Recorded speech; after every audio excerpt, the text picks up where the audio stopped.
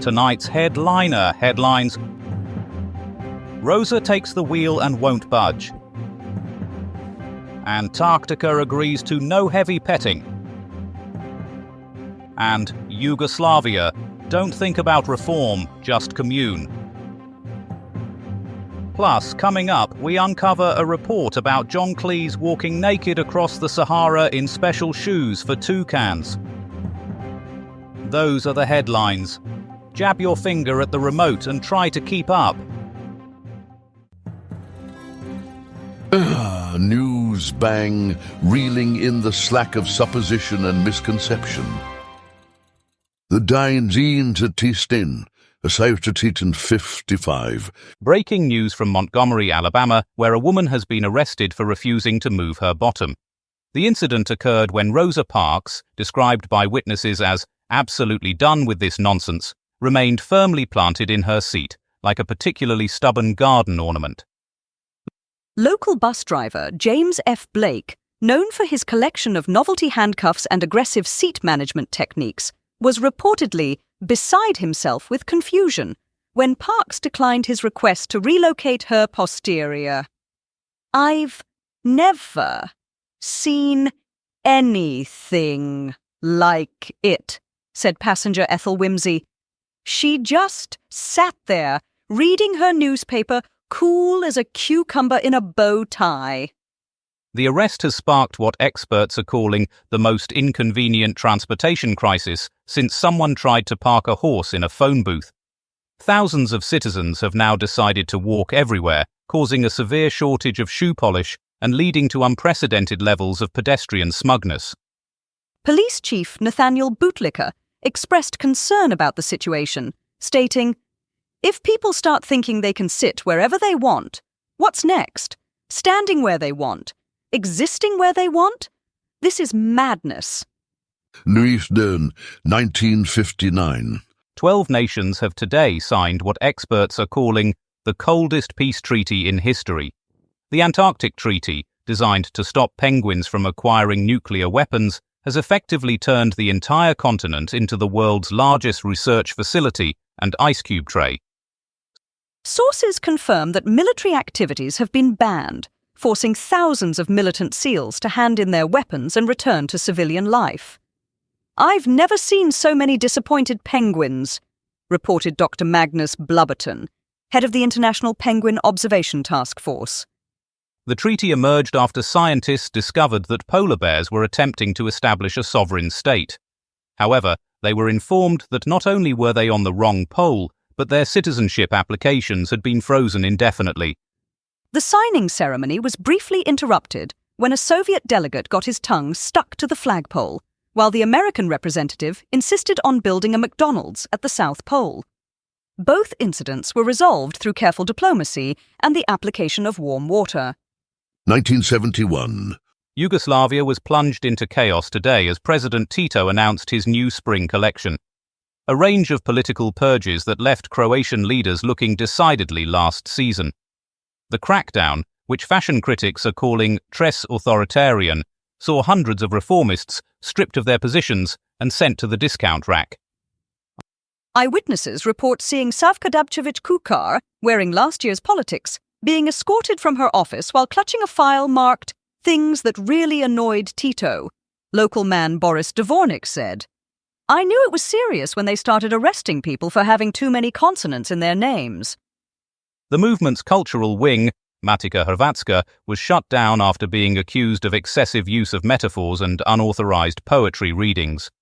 They were caught red-handed with 17,000 copies of Croatian Spring, the musical, by Izadis, declared Interior Minister Viktor Bubanj, while demonstrating the government's new riot control dance moves.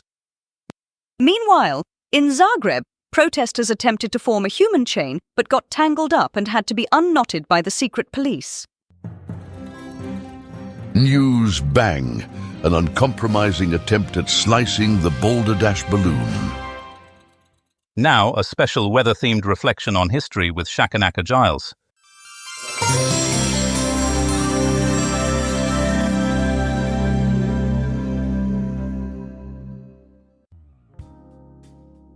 Speaking of floods, exactly 101 years ago, Italy had a rather unfortunate dam situation. Makes tomorrow's forecast look positively delightful, starting in the southeast, where we're expecting precipitation levels roughly equivalent to a dam's worth of tears. But nothing like the Gleno disaster. Thank heavens.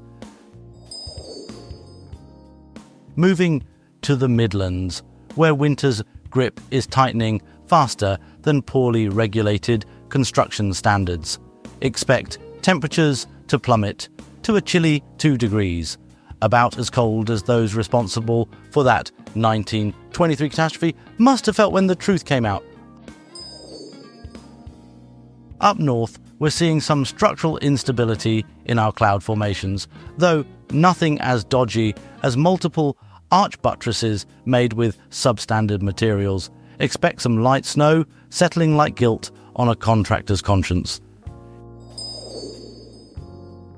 In summary then, wet in the south, freezing in the middle, and flaky up top, rather like that infamous Italian dam project, and that's all the weather.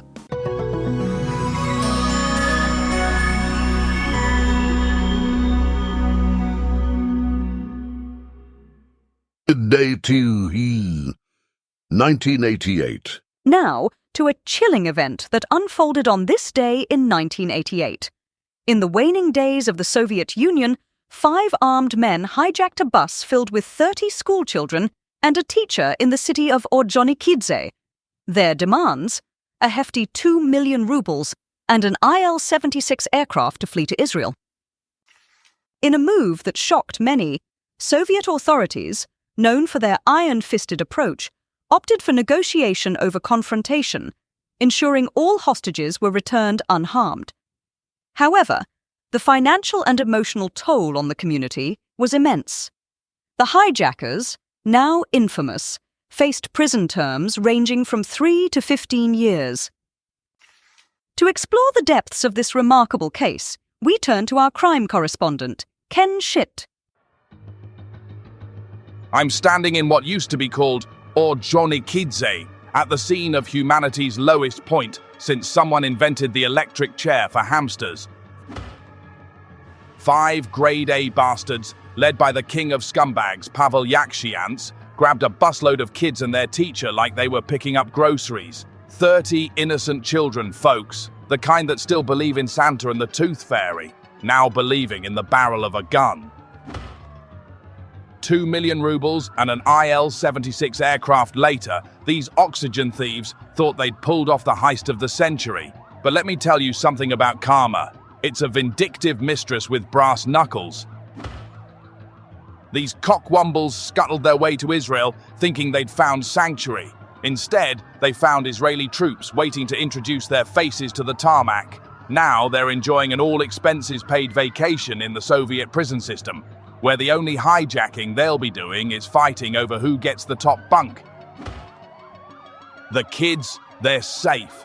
But somewhere in this city, 30 families are holding their children a little tighter tonight, while 5 families are probably pretending they never had sons at all. This is Ken Schitt, reminding you that some people deserve everything they get. Back to the studio. Dresden, 1959. In 1959, the world turned its gaze to the frozen expanse of Antarctica, not for polar bears, they don't live there, but for peace. 12 nations, presumably wearing many layers, signed the Antarctic Treaty, declaring the icy continent a scientific sanctuary and banning military shenanigans.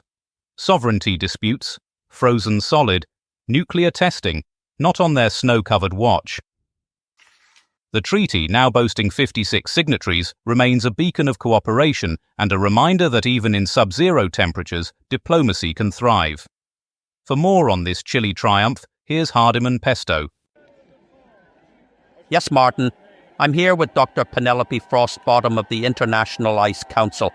The mood here is distinctly chilly as delegates from 12 nations gather to sign what they're calling the Antarctic Treaty. And what exactly does this treaty achieve, Pesto? Well, essentially, Martin, it's stopping anyone from doing anything warlike on the ice.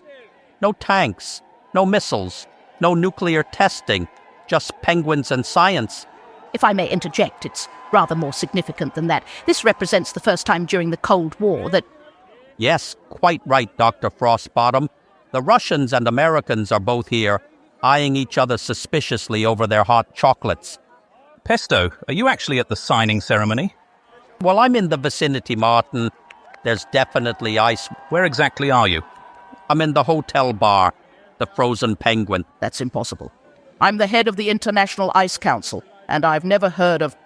Breaking news, Martin. The Soviet delegate has just ordered a white Russian. Pesto, focus. What's the significance of this treaty? Well, Martin, it means no one can claim Antarctica, except for the people who've already claimed it.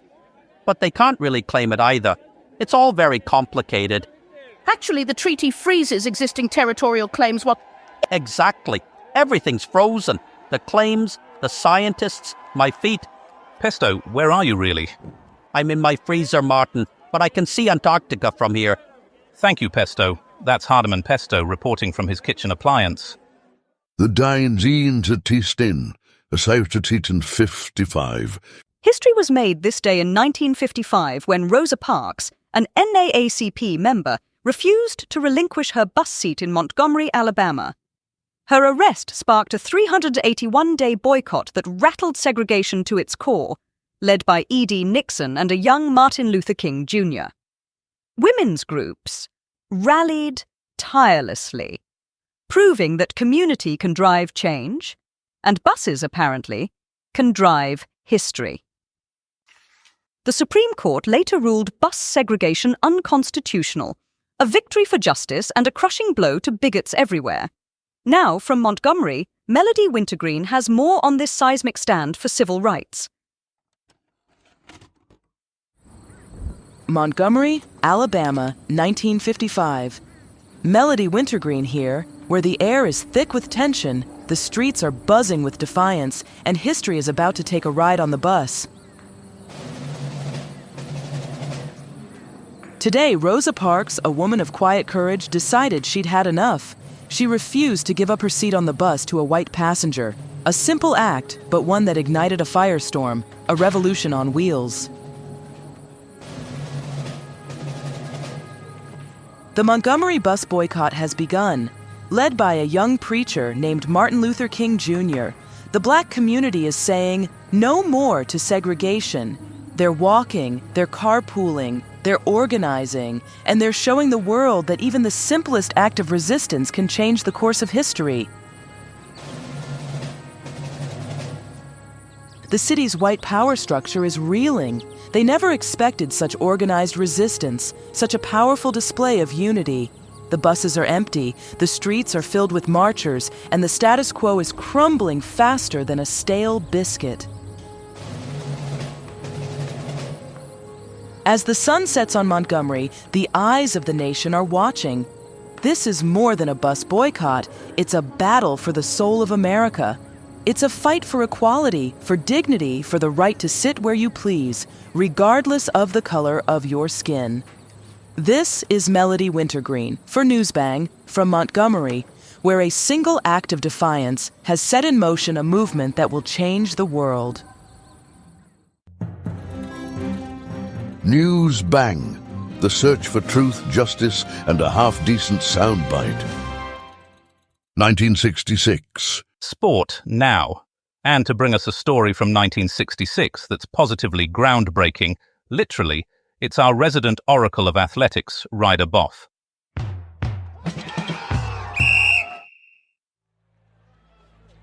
Breaking sports news from 1966, and the University of New Mexico has unveiled their revolutionary new basketball arena, nicknamed The Pit. Architect Joe Digger Baining has taken the bold step of burying the entire thing underground like a massive concrete badger set. Rather than building up into the sky like some sort of attention-seeking giraffe, they've gone down, down, deeper and down, creating what can only be described as the world's first subterranean sports coliseum. Athletic director Pete McDavid and coach Bob King were instrumental in pushing this project through, though I must say it reminds me of my own underground ventures in '62 when I attempted to dig a wine cellar beneath my semi-detached in Purley. The council weren't best pleased when my neighbour's conservatory disappeared into a sinkhole during songs of praise. The construction method was particularly ingenious. They built the roof first, then dug out underneath like eating the filling of a meat pie through a hole in the crust. The 15,000-seat arena sits 37 feet below ground level, making it impossible for players to storm off in a huff without climbing a considerable number of steps first. The steep seating arrangement means spectators are practically on top of each other, creating an atmosphere that's been described as more intense than a wasp's nest in a telephone box. The acoustics are reportedly so good, you can hear a coach's nervous breakdown from anywhere in the arena. I'm told the underground location has reduced construction costs by 80%, though one can't help but wonder if they factored in the cost of installing those giant periscopes for the people in the back row to see the game. Still, it's a far cry from my days. Reporting on the Nether Wallop Village Hall Basketball League, where spectators had to take turns standing on each other's shoulders to see over the vicar's hat. This revolutionary design is sure to influence arena construction for years to come, although I do worry about what might happen if someone forgets to put the plug in during a heavy rain. I've been Ryder Boff, reporting from somewhere beneath New Mexico, and now back to the studio before the oxygen runs out.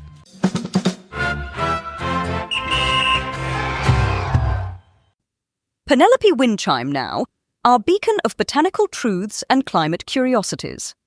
She's here with an eco-mystery that washed ashore in 1948, leaving behind more questions than footprints. Environews flash Penelope Windchime here with a terrifying tale of ecological proportions. On this day in 1948, Mother Earth herself rejected a mysterious visitor on Somerton Beach, Adelaide, spitting him out like a watermelon seed onto her sandy shores. The man, now known to be Charles Webb, was found wearing American threads that weren't biodegradable. A crime against nature if I ever heard one.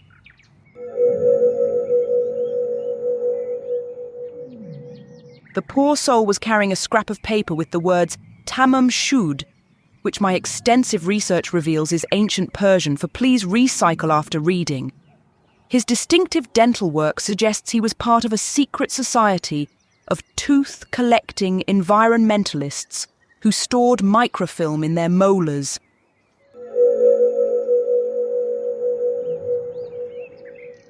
After 74 years of mystery, modern DNA science, using only sustainable organic laboratory practices, finally identified him as Charles Webb, an electrical engineer who was probably trying to harness the power of beach sand to create renewable energy. Though questions remain about his death, I personally believe he was taken by a group of militant seagulls protesting human encroachment on their nesting grounds.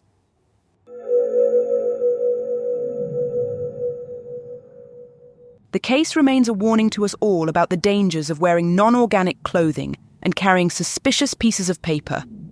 I'm Penelope Windchime, and the waves are watching. Narcusul News Bang, flushing out the rats of misinformation from the attic of the public mind. In 1953, a man armed with little more than a $1,000 loan from his mother and an eyebrow-raising vision turned the publishing world on its head. Hugh Hefner, in a move that left post-war conservatism clutching its pearls, founded Playboy magazine in Chicago. The debut issue, featuring Marilyn Monroe and a cocktail of highbrow literature and provocative photography, became an instant sensation, redefining the concept of masculinity and setting a new standard for men's magazines. For more on how this cultural grenade exploded onto the scene, here's Perkins Stornoway. 1953, Chicago, Dogger, moderate, becoming rough. Hefner, $1,000 loan. Mother, vision, eyebrow-raising. Publishing world, on its head. Lundy, fair, becoming very good. Esquire Holdings, staff exodus. German bite, occasionally cyclonic. Rabbit-based business model, revolutionary. Viking, slight to moderate, occasionally inspiring. Urban Sophistication Index up 47 points. Chromarty, becoming variable. Intellectual content futures soaring. Shannon, good. Literature bonds trading at premium, backed by Ernest Hemingway derivatives. Conservative values plummeted sharply. Rockall, severe gale 9. Masculinity stocks rallied strongly. Humber, fair. Cultural revolution indicators showing robust growth in urban sectors. Monroe futures exploded overnight. Fair Isle, moderate or good. Centerfold market capitalization exceeded expectations by 4,000%. Seoul, occasionally poor. Maternal investment yielded return of 17 million% by close of trading. And that's the business. 1966. In a fiery tale of festive ambition and criminal mischief, we journey back to this day in 1966, when the first gavel goat, a towering 13-meter straw colossus built to lure shoppers in Sweden, met its untimely end in flames on New Year's Eve. Constructed at a cost of 10,000 SEK, this 3-ton beast was meant to be a beacon of holiday cheer, but instead became a blazing headline. Despite its demise, the goat rose again each year, becoming a beloved yet doomed tradition, as arsonists continue to test its resilience. To unravel the enduring allure of this scorched spectacle, we turn now to our culture correspondent, Smithsonian Moss. Now, at this point of the evening, we welcome listeners on FM who've just joined us.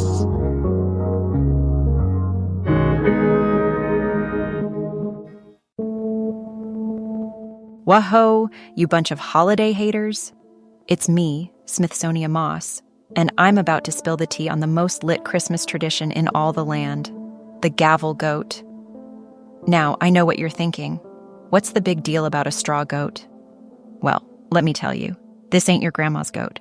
Folks, this is a 13-meter tall, 7-meter long, 3-ton behemoth of a goat, and it's been getting burned to the ground on New Year's Eve since 1966. That's right, folks. This goat has been the victim of some serious vandalism over the years. I mean, who needs a Festivus miracle when you can just torch a giant straw goat? Am I right? And let me tell you, the people of Gavel, Sweden, are just as extra as I am. They're like, oh, you want to burn our goat? Well, we'll just build a bigger one next year. It's like the ultimate game of holiday-themed cat and mouse. Now, I know some of you are thinking, but Smithsonian, why do they keep building the goat if it's just going to get burned down? Well, my friends, it's all about the drama, the spectacle, the Instagram likes. I mean, who needs a boring old Christmas tree when you can have a giant straw goat that's just begging to be set ablaze? It's like the ultimate holiday thrill ride. And let's not forget the economic impact of this whole ordeal. I mean, the city of Gavel is basically like, hey, come for the goat, stay for the burning. It's like a twisted holiday tourism campaign. And honestly, it's kind of genius. I mean, who wouldn't want to visit a city that's just a little bit crazy? So, there you have it, folks. The Gavel goat. A holiday tradition that's equal parts bizarre and brilliant. And if you're feeling extra festive, you can even try your hand at burning it down yourself. Just kidding. Don't do that. Or do. I mean, I'm not your mom. That's all for now, folks. Keep it lit, and by lit, I mean, don't set anything on fire. The news bang, drenching the bonfire of broken promises with kerosene of conviction. And finally, a look at tomorrow's papers. The Times. UN troops legate from North Korea. There's a map there of the escape route. The Telegraph. 28 ships down in Bari raid. And I notice they've a picture of a ship not sinking. The Mail. Ford unveils new motor, the Model A Mark II. There's a photograph of a car with a proud owner. The Express go with mystery gas cloud over Barry. That's all from us tonight. And now, a message from our friends at the BBC. If you're still listening to this on the wireless, it's time to switch off and go to bed. Tune in next time for more artificially intelligent hilarity. News Bang is a comedy show written and recorded by AI. All voices impersonated. Nothing here is real. Good night.